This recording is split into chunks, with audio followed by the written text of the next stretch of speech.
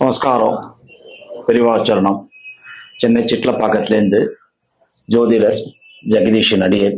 எல்லாருக்கும் நமஸ்காரம். இவ்வளவு தொடர்ந்து எல்லாரும் ஆதரவு கொடுக்குறீங்க. எல்லாருக்கும் கோடான கோடி நமஸ்காரம். பெரியவாச்சரணம்.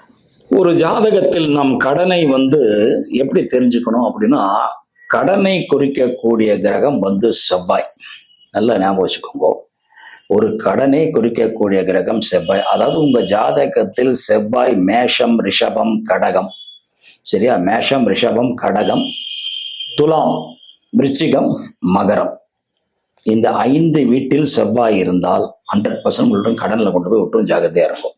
அதே மாதிரி 6ஆம் வீட்டு அதிபதி லக்னத்தை, எந்த லக்னமா வேணாலும் இருக்கட்டும், 6ஆம் வீட்டு அதிபதி மேஷத்தில் இருந்தால் கண்டிப்பாக அவங்களுக்கு கடன் உண்டு. இந்த மாதிரி அமைப்பு உள்ளவங்க இந்த ஏலச்சீட்டு வச்சு நடத்துறது, மியூச்சுவல் ஃபண்டுக்கு போகிறது, இந்த ஷேர் மார்க்கெட்டு போகிறது, இதெல்லாம் நீங்கள் போனீங்கன்னா அட்டிச்சு காலி பண்ணிடும்.